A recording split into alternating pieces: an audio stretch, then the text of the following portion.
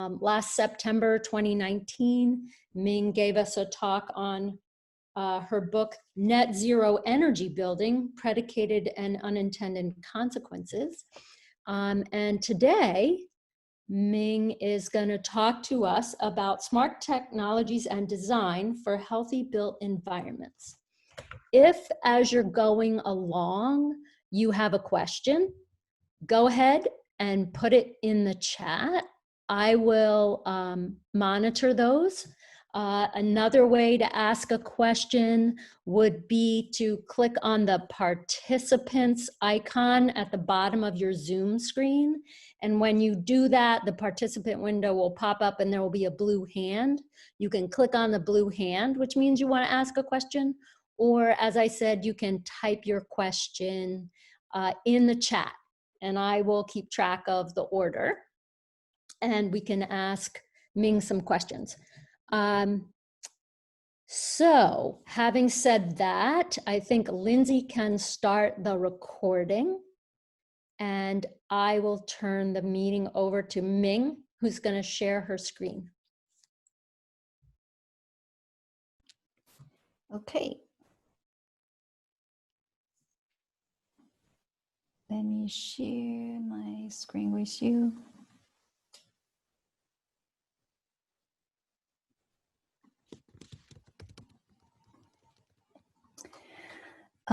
First, I want to thank everyone for coming to this talk. I was just chatting with Cindy. I thought about reschedule this talk to another week, just because this week has been pretty sure has been stressful and been at least been special for a lot of us.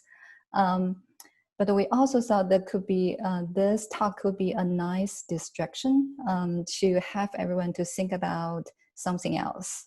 But anyway, thank you everyone for coming to this talk.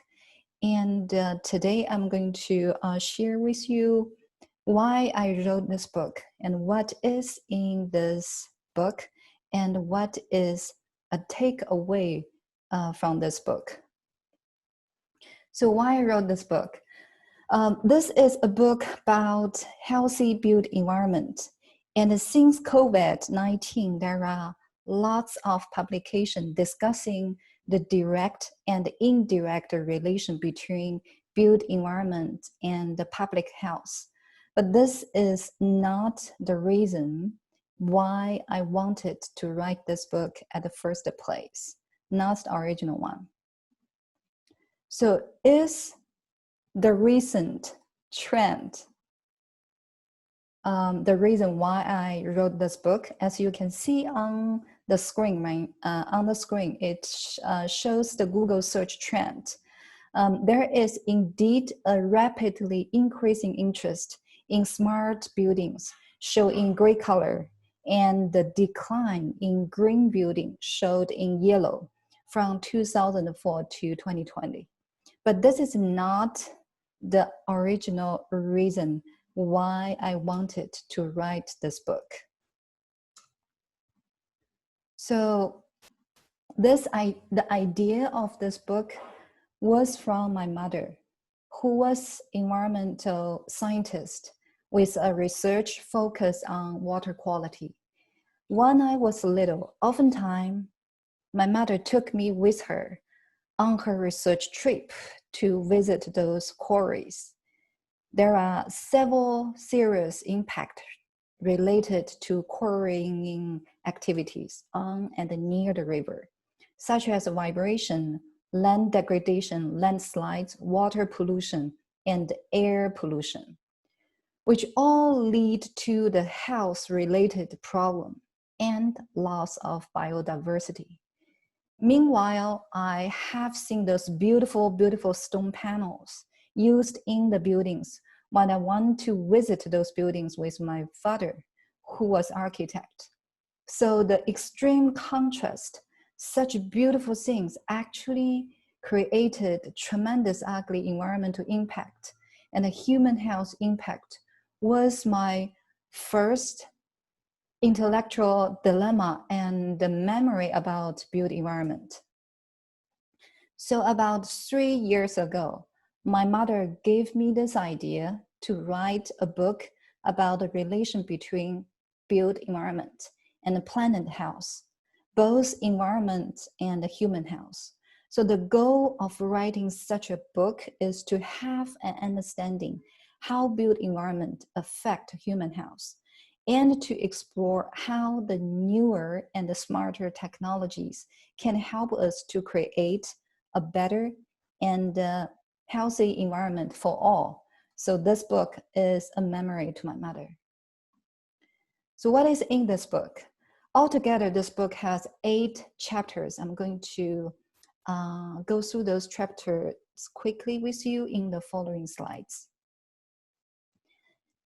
First chapter, chapter 1, provides readers with a broad view of a relation between health concerns and built environment through history. Throughout the history, many different traditions constructed built environment in such a way that benefited human health, no matter its Vitruvius ideal city or feng shui site selection.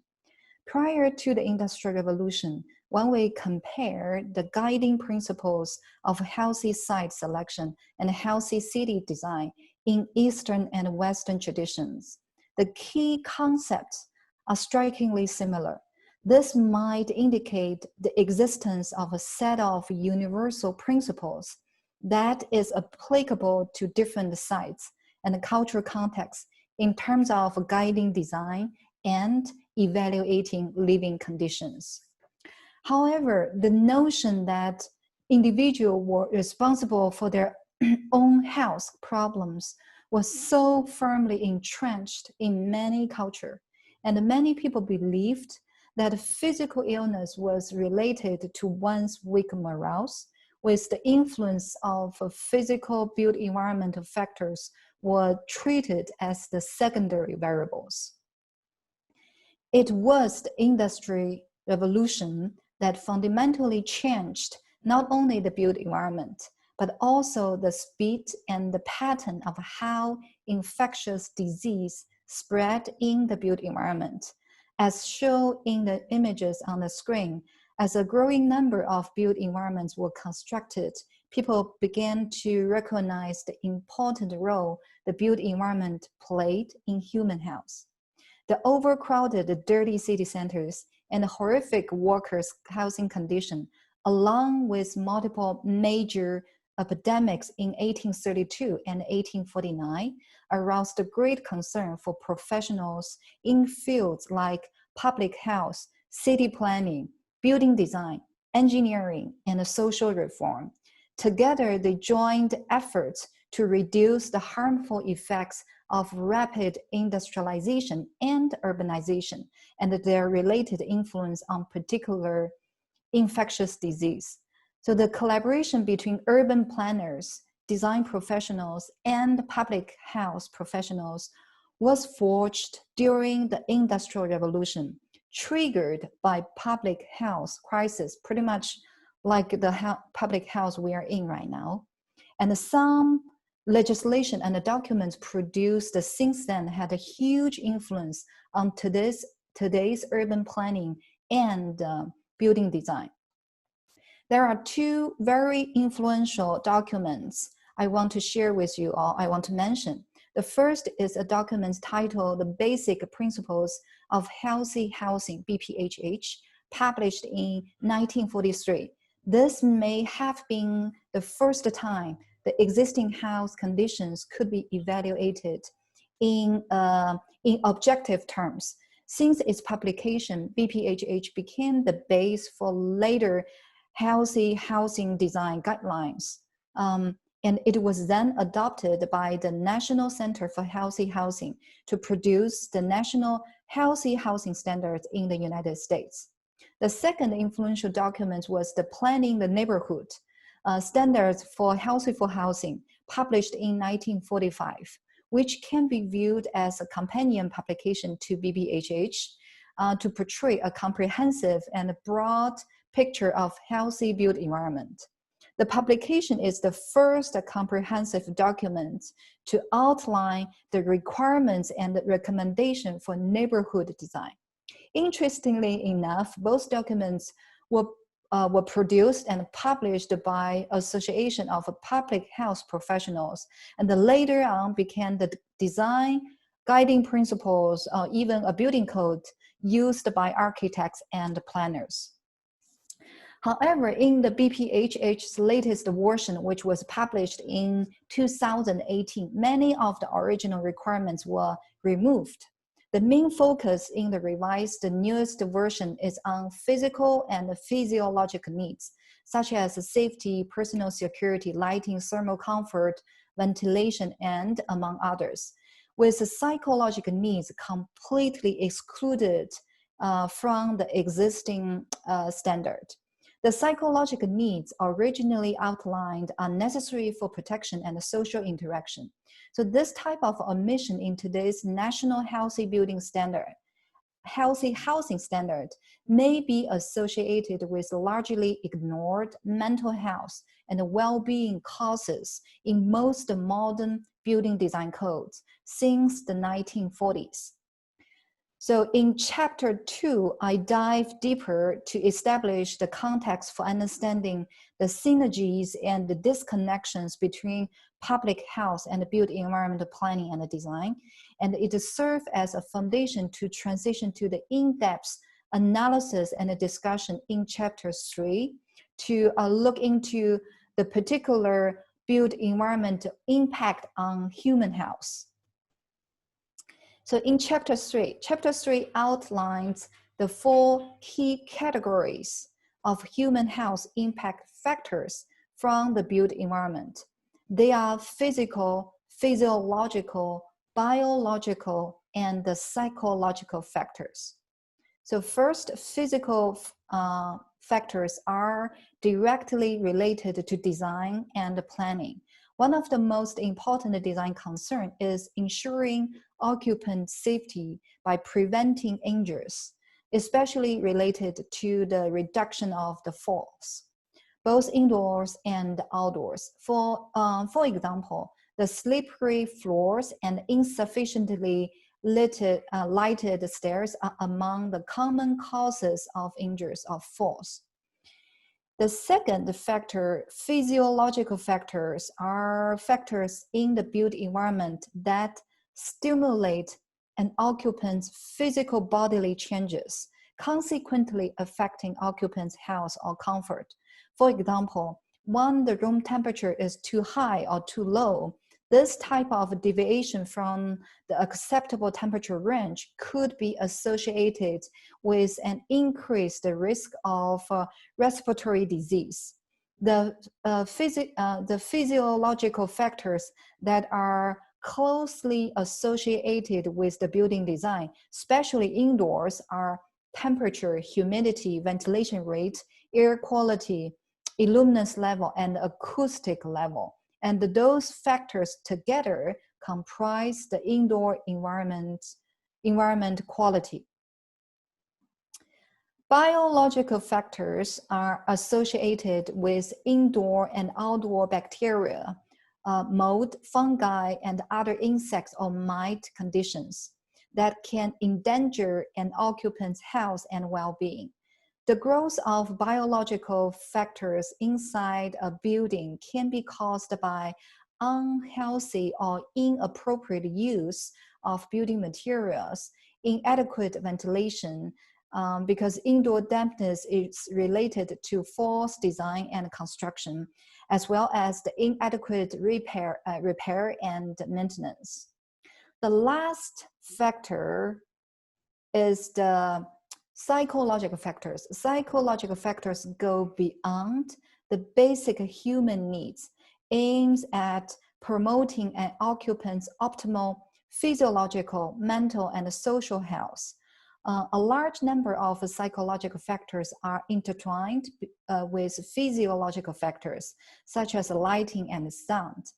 And other psychological factors studied were related to the overall housing and built environment quality. Since 1980s, lots of studies in Europe and in the United States have examined the relationship between housing condition and its impact on mental health. and housing quality was found to have a strong link to psychological distress among the adults living in a lower quality neighborhood, which can lead to social isolation, depression, and other types of mental health issues. So overall, the 4 categorical factors are often interrelated and difficult to be separated from each other. For instance, the excessive noise level caused by the insufficient acoustic insulation in the partition wall is a physical factor, but it leads to sleep deprivation, which essentially can cause psychological stress and leads to damage of nerve systems, and hence influencing how people function, how people think and feel, which is a psychological effect. So this type of interdependency dependency exists in indoor environment as well as outdoor environment. So generally speaking, when we design the buildings or outdoor space, we need to pay attention to multiple aspects of design. For instance, when we, what you are seeing on the screen right now is all the aspects we shall consider when we design a building. We need to consider the indoor air quality, indoor thermal quality, indoor lighting quality, indoor view quality, indoor sound quality, and the indoor spatial quality. They are together contribute to the 4 factors I just mentioned that together affecting human health and well-being. Among the 4 factors I just mentioned, the psychological and the biological factors affecting human health have been less explored, partially due to their difficulties to be quantified and measured. With the development of new methods and advancement of smart technologies, the ability to accurately measure the biological and the psychological factor become more and more feasible and practical. So in chapter 4, this chapter, I also shift the conversation from the existing built environmental quality deficiency to the potential opportunities from the smart technology application with the aim to create a healthy built environment, setting the tone for the next chapter, chapter 5. So starting from the chapter 5, I start to introduce the smart building and the smart technology. Chapter 5 first introduced the historic development and the definitions of smart buildings and smart technology. Smart building and built environments have undergone 3 development phases: automated buildings, smart buildings, and cognitive buildings. So first, the automated buildings. The concept of a smart and intelligent building was, in fact, was born in the United States around 1980s. Their focus of intelligence or smartness was mainly the equivalence of the automation of the building system, meaning turn on and off certain building components or entire building systems. And the primary goal was saving energy and optimizing building performance. The second phase, and move on to second phase, a smart building phase. Since 2000, major technological, economical, and environmental changes have generated interest and demand in smart technologies. Major events such as climate change and economic restructuring and the economic recession are disruptive and promote the society to search for smart and sustainable solutions. The main difference between the automated building and the smart building is the whole system connectivities, meaning among the different building components and the system, it can communicate and talk to each other. And the third phase is what we are in right now, the cognitive buildings. The term cognition of building or the cognitive building was adopted by IBM in 2015 to describe building that can flexibly adapt to changing occupant needs while saving energy and cost, and also reduce environmental impact. The major difference between smart buildings and cognitive buildings is the control algorithm. Cognitive building is a human-centered and responsive to human needs, which is one step further than smart building, which is a system-centered. So the smart building focus on connectivity and information change among different building components and systems, and the built environment infrastructure such as highways or other type of infrastructure. While cognitive building focus on collecting, analyzing, and understanding of occupants based on the existing and available data. It can also predict the requirements for the indoor environment, understand the energy flow and building occupants' behavior, and then cognitive building will be able to make a corresponding decision to change the indoor or the outdoor environment. But for now, let's just use the term of a smart buildings for all the different, all the three different phases for the rest of the discussion in today's talk. Since smart building is the term most people can register are familiar with. So how do we define the smartness or intelligence of the building? A smart building typically composed of three components: smart mechanism, which refer to the automated building system and the components. The second thing is the large data sets. Those data are typically collected from the occupants and the ambient environment, such as temperature and air pollution and etc. And the last component for the smartness is the control algorithm, which is referred to the building information communication infrastructure, or most people just call it internet, right? Or the Internet of Things. The current smart building principle is has already been expanded beyond the original scope. The original scope, if you remember, I mentioned was focusing on energy saving and operational optimization. So the current smart building focus and principles has two additional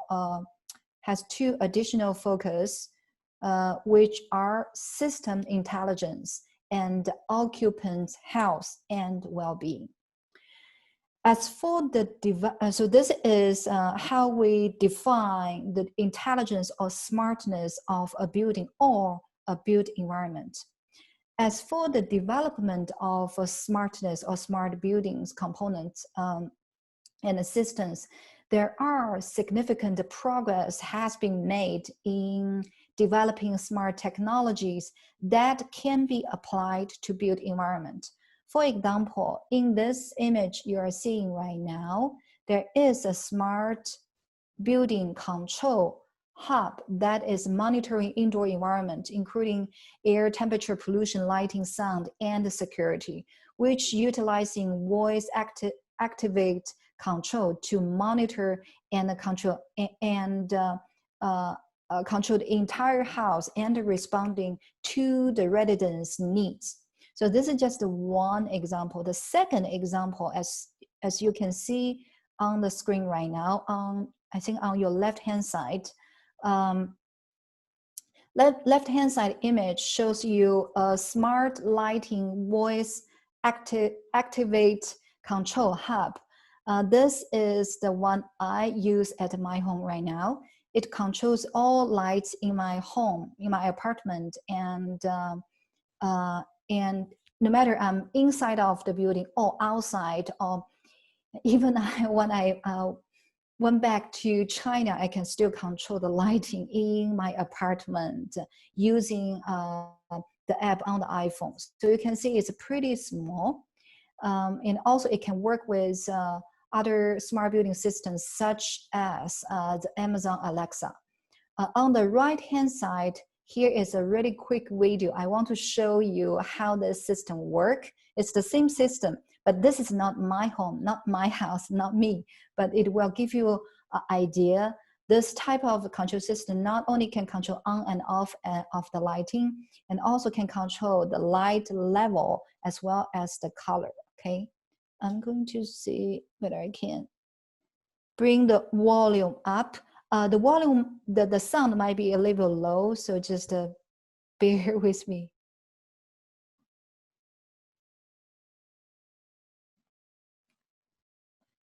Should we do it? Alexa, turn the lights to pink. Okay. It's a girl.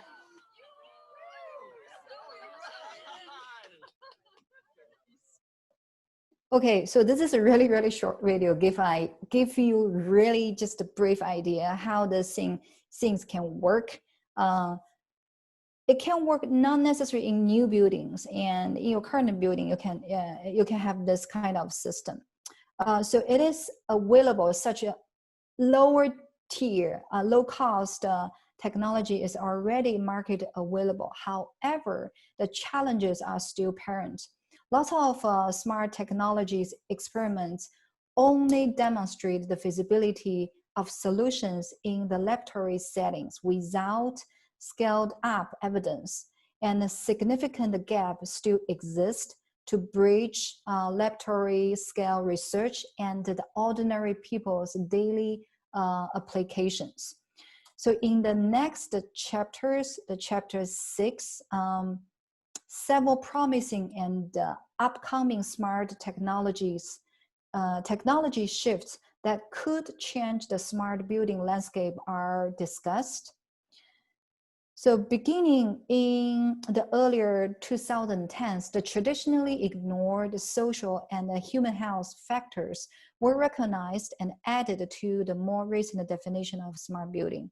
Using advanced technologies to enhance and improve social interaction and public health become a dominant research and development trend. There are 5 shifting priorities we can expect in near future, in next 5 years or less than that, of the smart technology and smart building development. Shift one is shifting from sustainable to smart. Shift 2 is shifting from black box approach to digital transparency. Shift 3 is shifting from product-centered to individual user-centered. Shift 4 is shifting from failure prevention to responsiveness and proactiveness. And the last shift 5, is shifting from smart individual building to a connected smart built environment. As predicted by lots of report, lots of industry practitioners and researchers, by 2020, in 2 years, a typical home in a mature, affluent market could contain more than 200 and even up to 500 smart objects, as showed in the image on the screen right now. Such smart technologies and a smart home could help people, especially vulnerable population, like the elderly and the people with disabilities.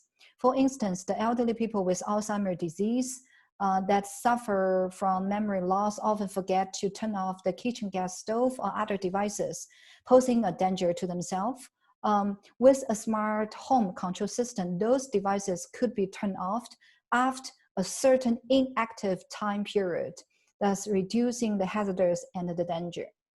This is just one example. So I think by now, a lot of us, including me, a lot of you, and also me, have the question like, is this possible? what have already been done and what is coming in next 2 to 5 years for us, ordinary people, to use such smart technology to promote healthy living. So this is the questions I start to address and to answer in chapter 7. In chapter 7, so the chapter 7 closely examined 3 most advanced smart and healthy building exist currently, has already been built to demonstrate the smart ability and the trends. Those 3 buildings are Edge in Amsterdam, the Gator Tech Smart House, GTSH in Florida, and the Casa Smart Home in the Box in Washington State, okay? I'm going to show you really, really briefly. I think we have time, yeah. Those 3 case buildings. The first is the Edge, which is a large-scale, privately owned commercial office building in Netherlands. Here is a short video explaining the innovative smart system created particularly for this building and also related functions.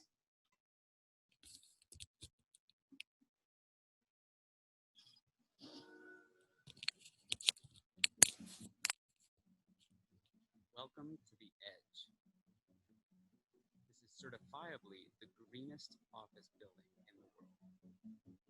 But that just might be the least interesting part about it, because the Edge in Amsterdam is also possibly the most connected office space in the world. Working at the Edge is insane. It all starts with a smartphone app developed by the building's main tenant, the consulting firm Deloitte. When you arrive at the Edge, a camera recognizes you by your license plate for automatic access.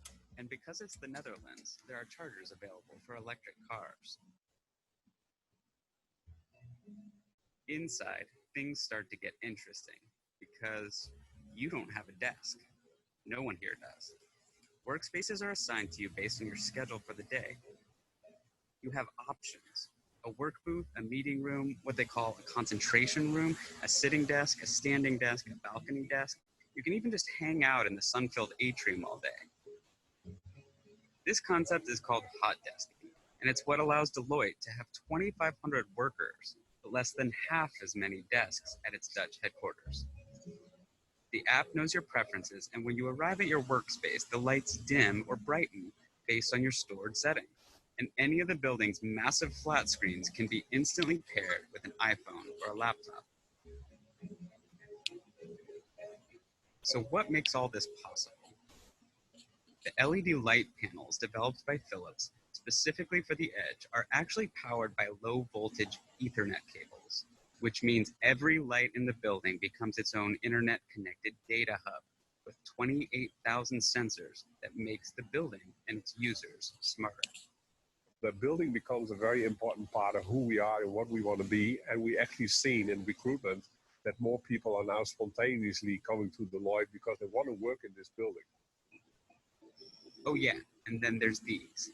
The building has solar on the roof and on the south-facing wall, enough to power the building and all of the electric cars, computers, and smartphones used by its employees. And those employees are kept warm by 2 enormous boreholes tunneling more than 400 feet down beneath the building. During the summer, the Edge pumps warm water deep into the aquifer, where it sits insulated until it can be sucked back out in the winter to warm the building. Outside, there are beehive towers and bat homes to support the local pollinators. And even the rainwater is collected to flush the toilets and irrigate the gardens. We are planning to build a lot more buildings like these, and the next one will be smarter, and the one after that will be smarter as well. And we won't stop until all cities in the world are filled with buildings that are intelligent and that are not using any energy anymore. In the end, we will actually need less buildings in the world, but the buildings that are there will be used in a better way, will be more efficient, and will be using a lot less energy than in the past. Sometimes the Edge just feels like it's showing off, and some of the app functionality isn't quite ready for prime time yet. But most of the time, this is all running seamlessly in the background. It's maybe the most fully realized vision of the Internet of Things the world has ever seen. It's a building that has sustainability as an important aspect of making a good place to work. In Dutch, there is even a word for this new kind of thinking about the workspace, nieuwe werken. In a nutshell, it means that work space is more focused on the tasks that need to be done and the working community that it's part of. Another day at the edge comes to an end. A custom security robot that looks a bit like R2-D2 wakes up and begins its patrols. Now, if only the app could automatically come conjure up a nice dinner recipe, maybe provide all the fresh ingredients at the end of the day to get you cooking. No surprise, the edge has that too. Bon appetit.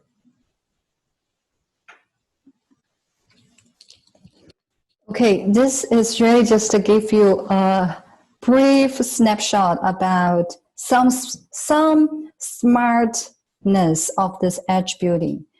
For the time being, let's move on to the second case study, which is very different from edge.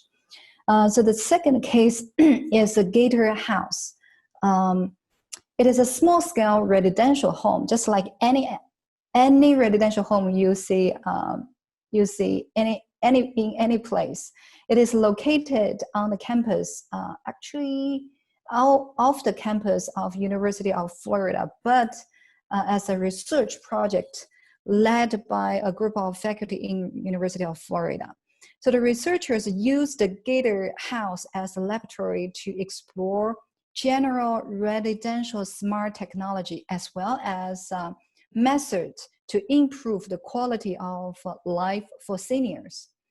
It has a whole range of the smart devices connected to the central control algorithm, such as a smart closet knowing whether the residents address accordingly to the weather, smart floor that can detect fall on unusual walking pattern, smart microwave can read the box instruction and remind the residents not to overcook, and the smart front door can identify strangers from relatives and the friends. And the smart bathroom cabinets can remind the residents to take the medicines.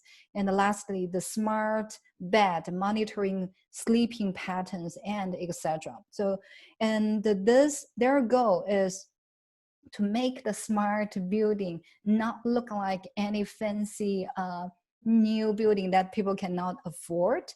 Actually, the smartness is rely on the system that is inside of the building.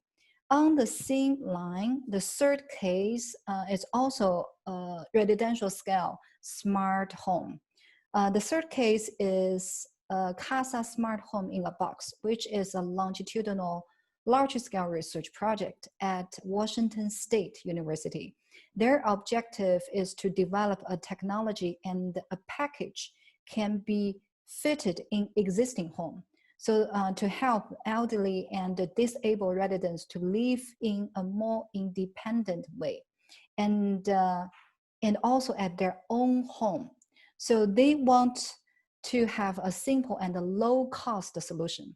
They develop a package and control algorithm, which is comprised of several easy-to-install sensors, as you can see in one of the pictures in the middle.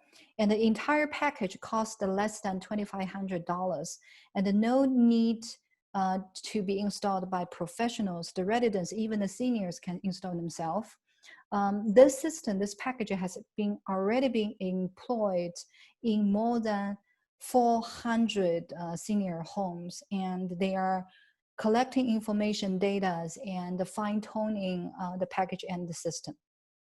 So those are the three case studies I included in chapter 7 to demonstrate what has been already done and what is the potential and abilities. In the last chapter, chapter 8, I try to synthesize the preceding chapters to derive a final framework to help all of us to integrate healthy and smart practice together. And the smart building, essentially, what can be concluded is the smart buildings can lead the transformation of public health market by turning buildings into responsive, user-focused, and health-conscious and interconnected system. Today, I want to end my talk actually with with a quote from a smart technology and a smart building pioneer, technologist and pioneer who is a computer scientist, who is also the project leader of Gator House, Dr. Sami Hala.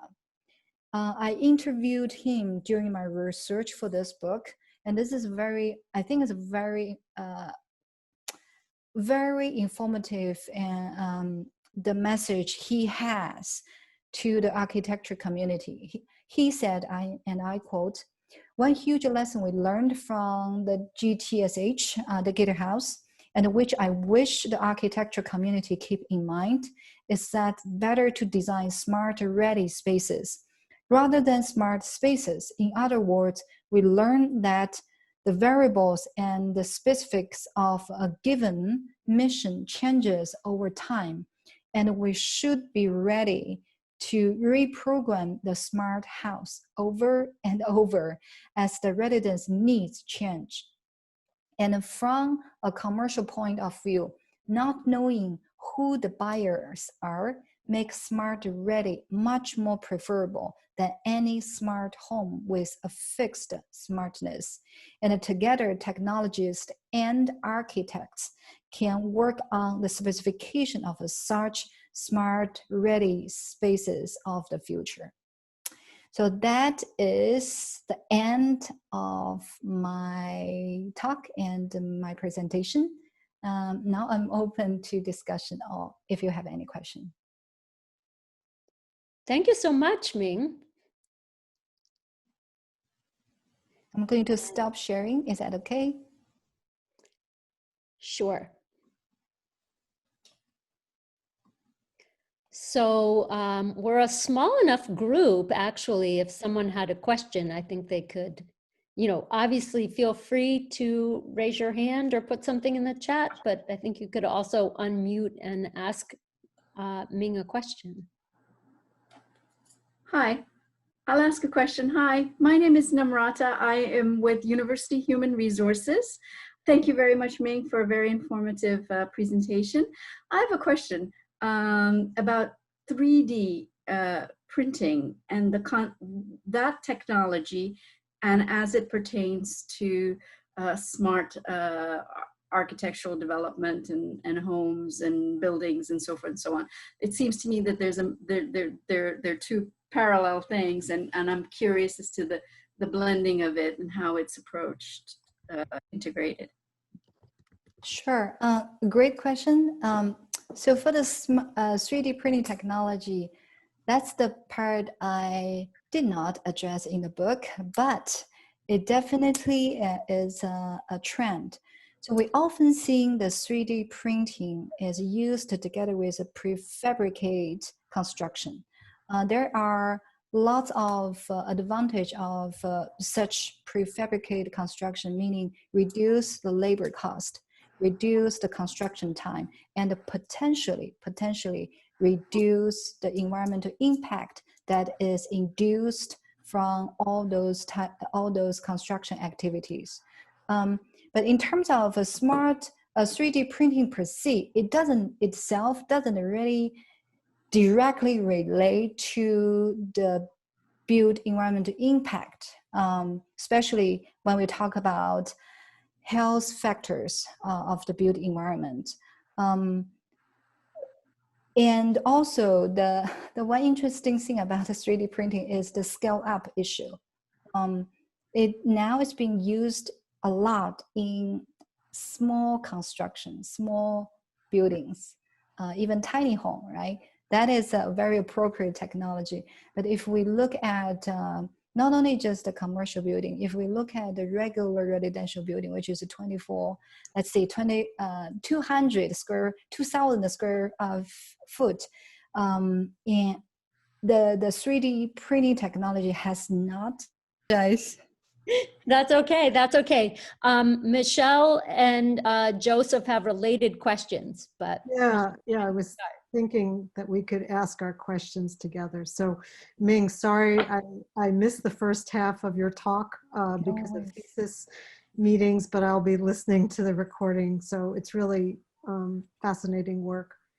My question has to do with this scary show that I heard on Fresh Air last year about how smart technologies in particular are sort of enabling corporate surveillance of consumers and the impacts for privacy, selling very personal data and so forth. And Joseph, maybe you want to just jump on and ask your question as part of the same. Yeah, I had the same thought, especially when you showed the edge building, which isn't so much about consumers, but about employees. And it reminded me of Foucault's famous essay on panopticism. And one of the interesting points about that is panopticons, buildings that control their users through surveillance and transparency, and the idea that you can't escape being watched. They actually wind up being extremely effective for many of the things that you said. They're very effective. They're used in public health situations. The panopticons are used for hospitals and asylums and everything. So, and also, of course, prisons. But on the other hand, they annihilate privacy. So how do you think privacy and public health might be reconciled? Yeah, it's such a fascinating. Thank you for asking.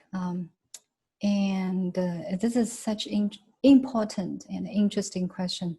Always come up whenever we talk about technology. Not only just the smart technology, smart buildings, right?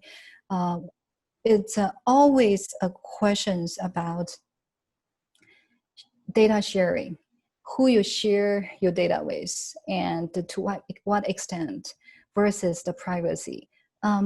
This is how I view this type of situation, because no matter it's a data sharing, collecting, or any kind of technology per se by itself doesn't dictate the use of the technology, right? It is the users who determine how you use the technology, how you come through and extract those data. One thing I want to I know this is always extremely sensitive topic, especially in United States. I want to give you one example to illustrate that privacy does not has to be conflicting with the data collection responsiveness. For example, what's happening right now is recently I just enrolled, I live in DC, so recently I enrolled the COVID exposure program on my iPhone. So you'll probably all get alert, right, from the DC. They send a text message. So the technology they use is almost directly borrowed from the one used in Singapore. So what it does is they collect the location of your iPhone without connecting to the user profile. And they track the location of the iPhone and use that to do the contact tracing. Meaning, if my iPhone is, if they identify my iPhone is close to your iPhone and close to a person who get affected within 10 days period, the system will automatically send alert to my iPhone, even without knowing who's the user. This system has been used in Singapore and in Korea, starting from the onset of the COVID, has been proved very successful without violating the privacy. It's really, so this is what we are calling Internet of the Things.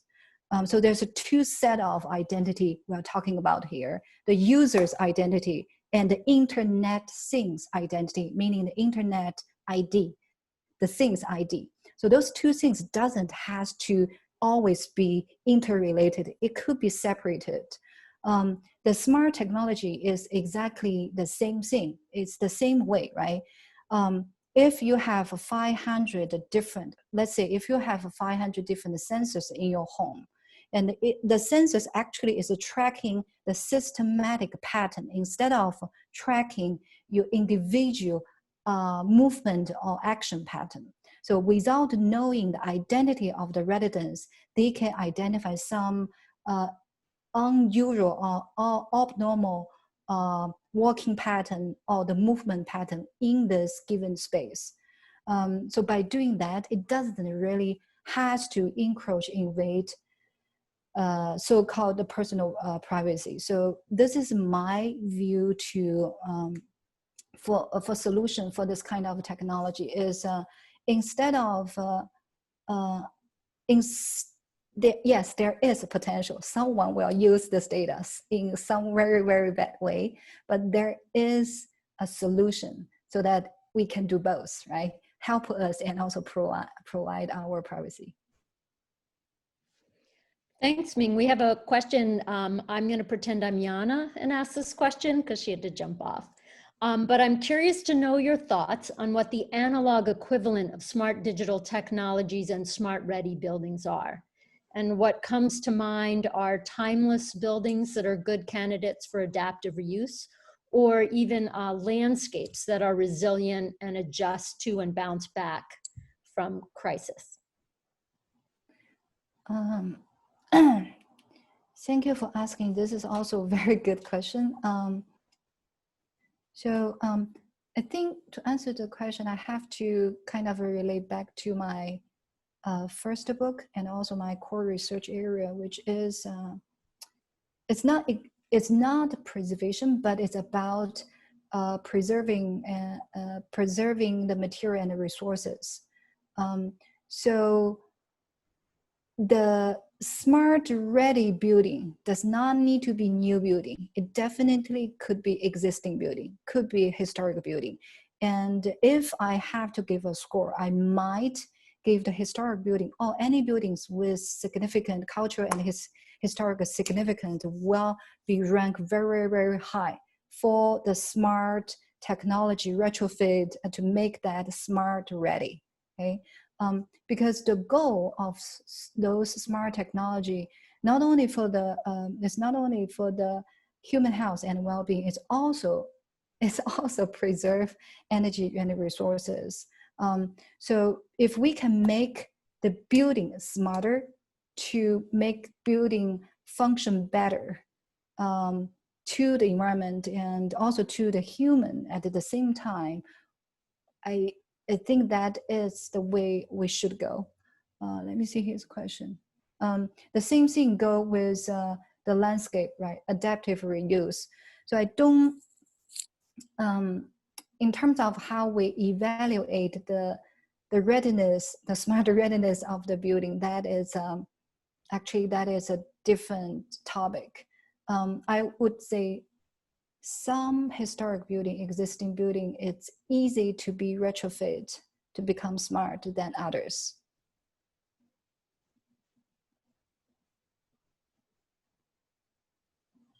Thank you.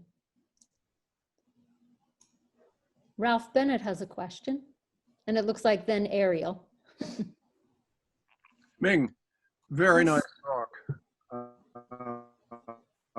I told you I bootlegged the table of contents from Amazon, and so I knew a little what was coming, but the talk was far more interesting than simply the table of contents. Terrific for bringing these issues to our attention. In the work that I'm doing with rating systems, it's interesting to note on the positive side that the LEED standard has recognized the importance of, for example, natural light and views in its credit systems for the internal environmental quality. On the other side, LEED depends on standards which are produced by the, in some cases, the engineering special interests like ASHRAE. And I had a terrific experience in my course last year where a woman was skeptical of ASHRAE Standard 62, which defines comfort, and took a poll among all her colleagues in studio about whether they were comfortable or not.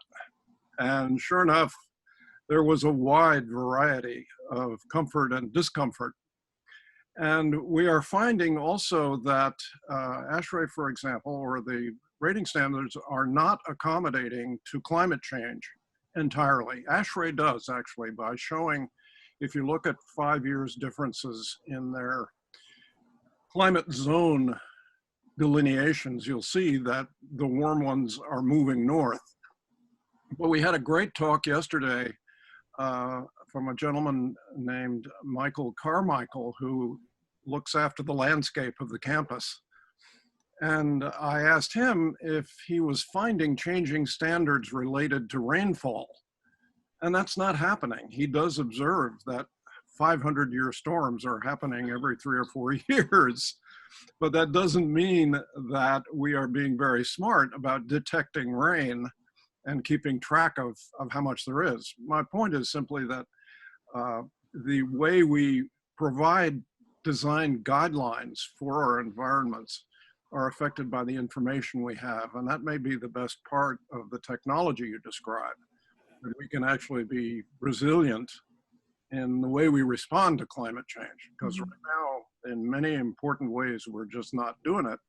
And we're not being responsible to ourselves as individuals with our different concepts of comfort and ultimately health. But thank you for highlighting all these. Yeah, thank you for pointing that out. Actually, the important part of smartness is the responsiveness to the individual users within the building, right? And we often know that many people have a different comfort register or comfort level in terms of temperature and in terms of humidity. And the edge building, if you go deeper to look at edge building, one thing they did is they provide a localized microclimate, meaning in their desk, they choose to sit and that they can adjust the temperature, the airflow, as well as the humidity. So it's almost like an individual part of a room or space, customized and made for them. This, in order to provide such adaptive space, you definitely need sensor, meaning data, can collect your preference, and also you need the monitoring or control system, which can adjust all this, the air supply and all of those. So in terms of technology, it can, so far the technology is ready, but the price is not ready. And also the infrastructure is not ready, and the policy is not ready, meaning people will not feel comfortable to share. Even in Netherlands, people does not necessarily feel comfortable share the personal preference data to the company, which is exactly right. In the edge, the building I showed, the edge case, actually every single employee has to either opt out or opt in this control system. If they do not feel comfortable share their preference, they don't have to use the smartness. They can just use whatever is given as a generic building system. So yeah, so there are a lot of improvement, but I think the speed, in terms of the speed of the development, it will definitely catch up and grow in exponential way because the pandemic we are in right now.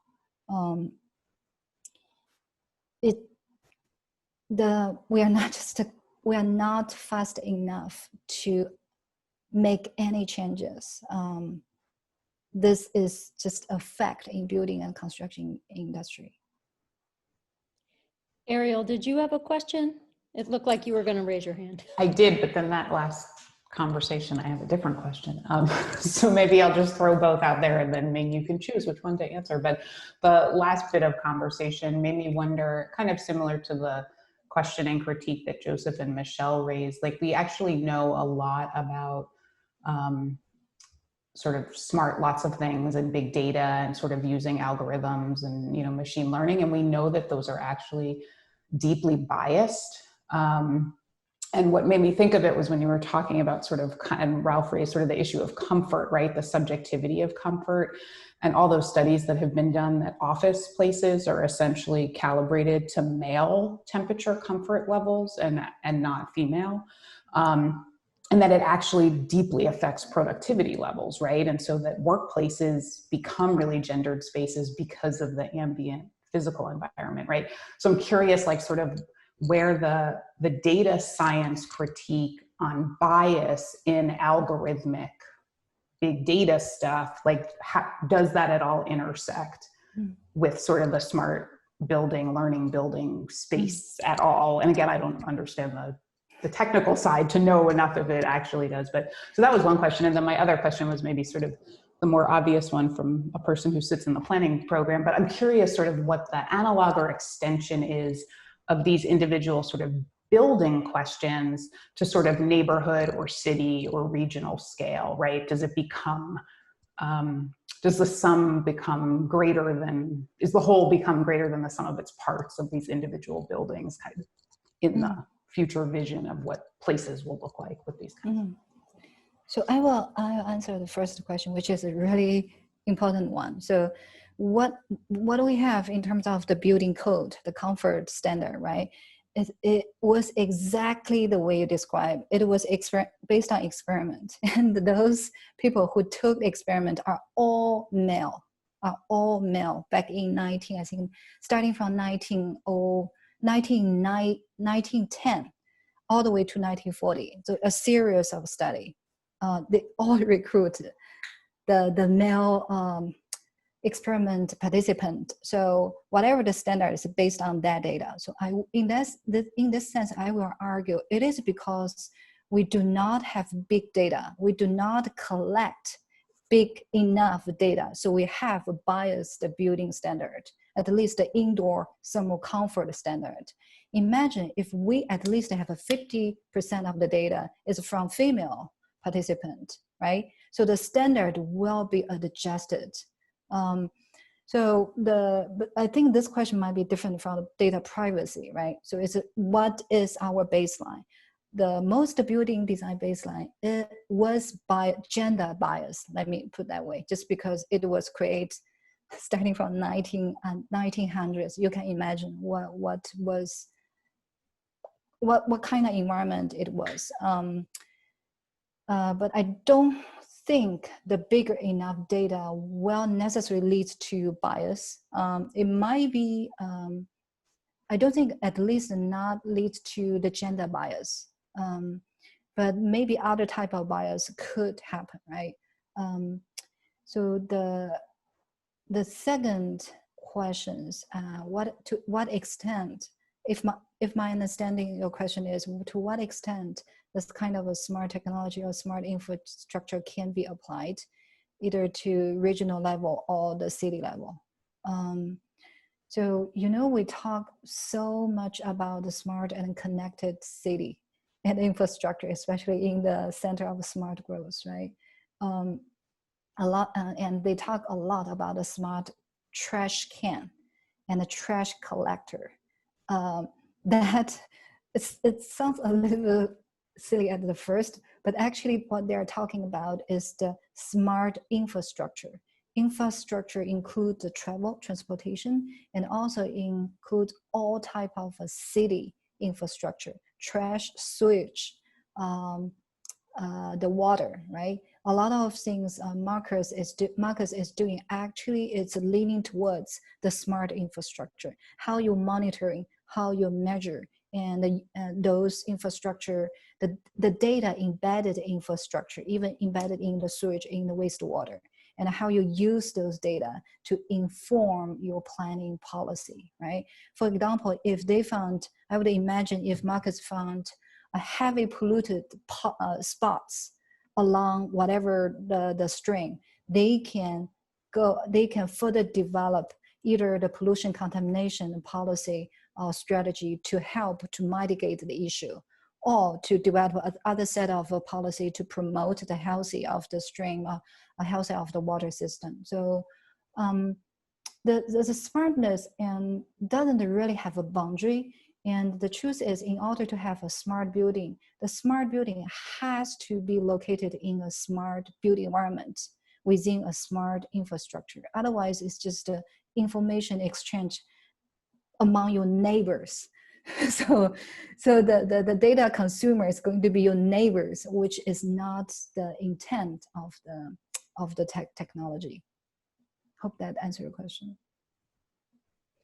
So Ming, it's actually 1:16, and I want to thank you for your talk. Do you want to, as a last wrap up, address Peter Noonan's comment, which in reference to Jana's question, would the analog be turning off the lights when you leave the room and setting your thermostat appropriately?